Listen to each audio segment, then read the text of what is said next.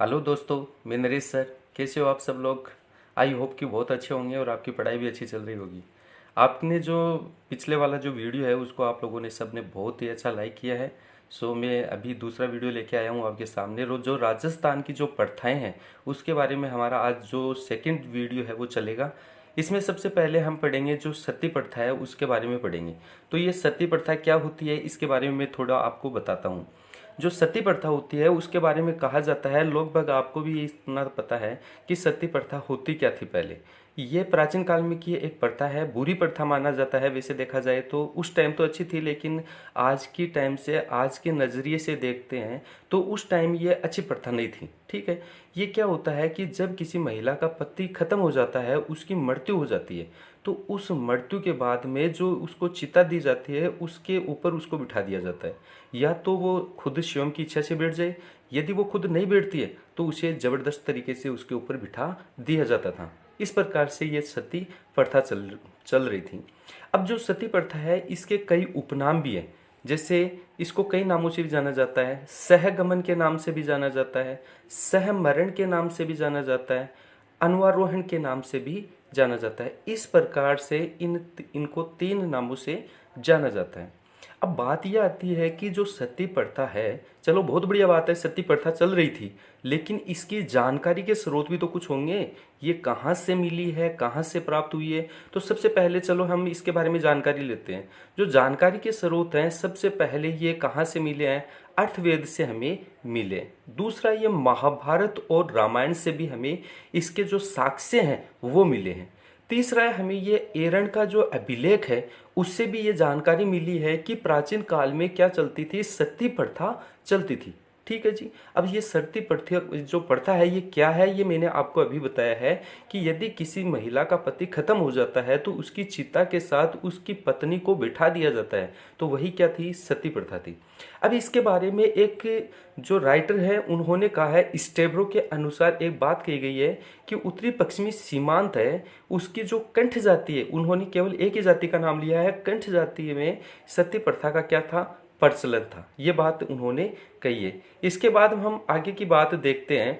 तो इसमें ये क्या थी, ये मैंने अभी अभी आपको शो कर दिया कि देखो, यहाँ से मैं बात करूँगा तो यहाँ से मैं बताता हूँ आपको क्या थी। यानी पति की मृत्यु के बाद स्वयं को पति के साथ आत्मदाह करना ही क्या कहलाता था, सती कहलाता था। अब ये आपको पता है कि ये प्रथाएं चल रही थी, लेकिन इसका बहुत ही बुरा प्रभाव पड़ रहा था। इसलिए सरकार ने उस टाइम जो अंग्रेजों के शासन का टाइम था, उनके टाइम में ही इसके ऊपर कुछ प्रतिबंध लगाने की कोशिश की गई थी।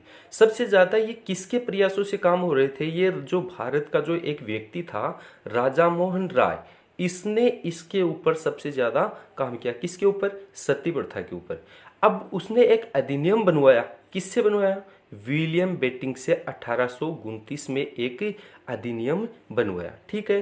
तो सबसे बात यही आती है कि जो सती प्रथा होती है ये राजस्थान में किसके प्रयासों से लागू हुई, ये राजा राम मोहन राय के प्रयासों से भारत में लागू की गई। ठीक है जी। इसके बाद में बात करते हैं, जो सती प्रथा के बारे में करते हैं। राजस्थान में जो गैर कानूनी या इसके ऊपर जो प्रतिबंधित लगाया गया वो किसने लगाया और कैसे लगाया, वो देखो। राजस्थान में ये प्रतिबंधित लगाई गई थी। सबसे पहले ये कहाँ लगी थी, ये बूंदी में लगी थी 1822 ईस्वी में। दूसरी बार ये अलवर में लगाया गया था 1844 ईस्वी में, और फिर जयपुर में लगाया गया 1846 में, और उदयपुर में लगाया गया 1860 ईस्वी में। प्रतिबंधित लगाया गया, उसे गैर कानूनी घोषित कर दिया गया। जो मध्यकाल होता है उसमें भी इसके ऊपर प्रतिबंध लगाया गया था, लेकिन वो सफल नहीं हुआ। यानी मध्यकाल में भी सती प्रथा को प्रतिबंधित करने का असफल प्रयास किया गया। काम तो किया गया था, लेकिन वो लोग सफल नहीं हुए थे। उनमें से कौन कौन से ऐसे व्यक्ति हैं जिन्होंने इसके ऊपर जो कानून बनाने की कोशिश की थी, वो है मोहम्मद बिन तुगलक, दूसरा अकबर, औरंगजेब और सवाई जय सिंह ने भी इसके ऊपर कोशिश की थी, लेकिन ये लोग क्या रहे, असफल रहे। यानी जो ये कानून बनाना चाहते थे वो ये नहीं बना पाए। इसके बाद में अनुबरण क्या होता है, इसके बारे में बताता हूँ आपको। जो अनुबरण क्या चीज़ है, इसके जो अनुमरण है इसके बारे में सुनना आप। जो पति होता है उसकी मृत्यु हो जाती है, मृत्यु के बाद में जो चिता उसकी जला दी जाती है, बट उसके बाद में उसकी पत्नी होती है, किसी जो पति की कोई भी निशानी होती है उस निशानी के साथ ही सती बनना या अनुमरण करती है, तो उसे अनुमरण कहा जाता है। चलो इसके बारे में बात करते हैं। पति की मृत्यु के बाद जो पति की निशानी होती है उनके साथ में आत्मदाह करना सती या अनुमरण कहलाता है। ठीक है, सब भारत में, ये राजस्थान की बात कर रहे हैं तो राजस्थान में जो मालदेव राठौड़ है उसकी पत्नी है उमादे, उनके द्वारा अनुमरण किया गया था। तो राजस्थान में सबसे पहले जो अनुमरण किया गया था वो किसके द्वारा किया गया था? उमादे के द्वारा किया गया था। और उमादे कौन थी? ये मालदेव की पत्नी थी। ठीक है जी, यहाँ से आप आगे की बात करते हैं। ठीक है जी, आगे की हम बात करते हैं तो इसमें आता है एक दास प्रथा। इस दास प्रथा के बारे में बात करते हैं तो इस दास प्रथा के बारे में मैं थोड़ा सा आपको बताना चाहूँगा कि ये क्या है दास प्रथा। दास प्रथा के बारे में हम बात करते हैं तो दास प्रथा के बारे में बात करेंगे तो दास प्रथा का दूसरा नाम क्या है? मानव व्यापार। मानव व्यापार और दास प्रथा से ही आपको पता चल रहा है कि इसमें मानव का व्यापार होता था। अब बात ये आती है कि ये दास प्रथा होती है, इसमें क्या चीज़ थी? सबसे पहले तो आप देखो, जो दास होते हैं, जो मानव होते हैं, उनका व्यापार होता था। मुख्य रूप से इसमें क्या होता था? जो दास होते हैं उनका व्यापार होता था। जो मध्यकाल था, जो मध्य भारत में जो मध्यकाल की बात कर रहा हूँ, इसमें सबसे ज़्यादा ये किसके कायम में हुआ? एक के समय सबसे ज़्यादा ये दास प्रथा का व्यापार हुआ या मानव का व्यापार हुआ। एक कौन था? अलाउद्दीन खिलजी। कौन था? अलाउद्दीन खिलजी के समय सबसे ज़्यादा ये दास प्रथा का क्या हुआ था? इसमें प्रचलन हुआ था। दास प्रथा का सबसे ज़्यादा खरीदा बेचा जाता था। इसमें एक मैं बात बताता हूँ, मैंने आपको ये जो राजस्थान की हिस्ट्री पढ़ाऊंगा तब भी मैं आपको बताऊंगा कि एक डाबरिया प्रथा होती है या ओलोधी बोलते हैं उसको। जो डाबरिया प्रथा क्या होती है? राजस्थान में शासक या सामंत की पुत्री के विवाह के ऊपर, राजस्थान में शासक या सामंत की पुत्री के विवाह के ऊपर उनकी पुत्री के साथ कुछ कंवारी कन्याएं भेजते हैं, उनको क्या कहते हैं? डाबरिया कहा जाता है। इसमें एक छोटा सा नाम और होता है, गोला और गोली। ठीक है, ये नाम भी प्रचलित में है। तो गोला का मतलब होता है दास और गोली का मतलब होता है दासी। ठीक है जी, अब बात यह आती है कि जो दासों के शौकीन एक सुल्तान हुआ करते थे। दास होते हैं उनका भी एक शौकीन हुआ करता था, एक राजा था, उसका नाम क्या था? फिरोज शाह तुगलक। कौन, क्या नाम था उसका? फिरोज शाह तुगलक। जो फिरोज शाह तुगलक है, ये क्या थे? ये दास हैं, उनको ज़्यादा रखने के ये शौकीन थे। शौकीन का मतलब होता है उनकी, ये ज़्यादा रखते थे, दासों को अपने आसपास में ज़्यादा रखना उनको सबसे ज़्यादा पसंद था। इन्होंने फिरोज शाह तुगलक ने ही दासों के लिए एक क्या बनाया? दीवान ए बंदगान बनाया। दीवान ए बंदगान ये रहने का एक स्थान है, किसके लिए? केवल दासों के लिए ही बनाया गया था। दासों का जो अपन के जो कोटा रियासत थी राजस्थान में, जो दासों के क्रय विक्रय किया जाता था, तो ये कोटा रियासत में इस जो कर लिया जाता था उस कर को क्या कहा जाता था? चौथान। ठीक है, जो दासों के ऊपर कोटा में जो कर लिया जाता था उसे क्या कहा जाता है? चौथान कहा जाता है। ठीक है, याद रखना इसको आप। दूसरी बात आती है राजस्थान में दासों के रख रखाव के लिए। सुनना है आप ध्यान से, राजस्थान में दासों के रख रखाव के लिए एक विभाग बनाया गया था अलग से। उस विभाग को क्या कहते हैं? राजलोक कहा जाता है। ठीक है जी, क्या कहा जाता है? राजलोक कहा जाता है। किसके लिए? राजस्थान में दासों के रख रखाव के लिए एक अलग से विभाग बनाया गया था, उस विभाग को क्या कहा जाता है? राजलोक कहा जाता है। ठीक है जी, अब देखते हैं इसके बारे में आगे ही कुछ और बात आती है, दास प्रथा के बारे में ही बात करते हैं। तो उनमें से हम देखते हैं, सबसे पहले बात ये आती है कि राजस्थान में इस प्रथा पे सर्वप्रथम रोक लगाई गई थी। किसके द्वारा? कोटा रियासत के द्वारा ही लगाई गई थी। कब लगाई गई थी? 1831 में इसके ऊपर रोक लगा दी गई थी। इस प्रथा को एक एक्ट के तहत क्या किया गया था? प्रतिबंधित किया गया था। 1833 में चार्टर एक्ट के तहत इसको क्या किया गया था? प्रतिबंधित किया गया था। और सबसे पहले किस रियासत में किया गया था? कोटा रियासत में। ठीक है, आप इसका थोड़ा सा ध्यान रखना। और संपूर्ण भारत में ये कब किया गया था, प्रतिबंधित कब किया गया था, 1843 में, यानी 1843 ईस्वी में एल्बरोन के द्वारा इसमें क्या किया गया था, प्रतिबंधित किया गया था। ठीक है जी, इसके बारे में आपको दास प्रथा के बारे में या मानव व्यापार के बारे में आपको मैंने थोड़ा बहुत कुछ बताया। इसके बाद में एक और बात करते हैं, आगे की जो प्रथा है उसके बारे में थोड़ी बहुत बात और करते हैं। उनमें हम देखते हैं पंडितायत। जो पंडितायत क्या होती है इसके बारे में मैं आपको बताना चाहूँगा।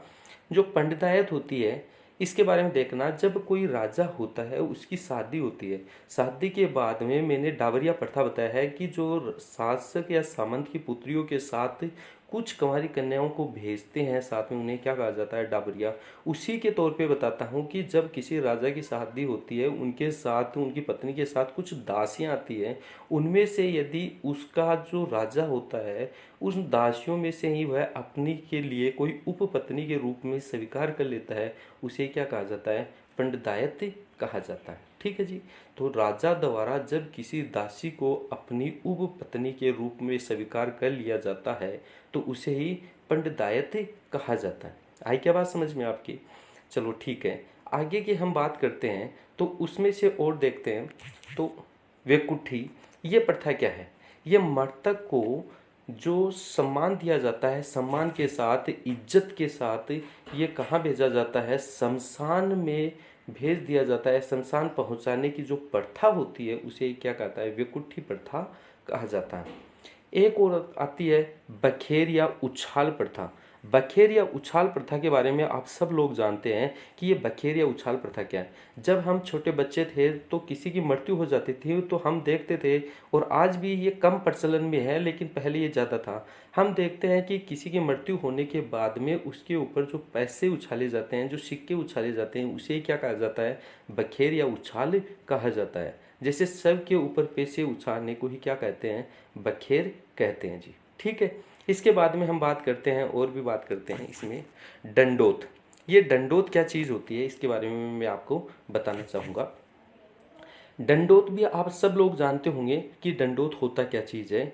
मृतक के सगे संबंधियों के द्वारा, मृतक के किसके सगे संबंधी होते हैं उनके द्वारा सबको प्रणाम करके आगे बढ़ाना ही क्या कहलाता है, डंडोत कहलाता है। जैसे आपको याद आ रहा होगा, जैसे किसी की मृत्यु हो जाती है तो उसको अंतिम संस्कार के लिए लेके जा रहे हैं, जब उसे शमशान घाट के लिए लेके जा रहे हैं तो कई लोग आके उनके सो के उन्हें प्रणाम करते हैं, उन्हीं को क्या कहा जाता है, डंडोत कहा जाता है।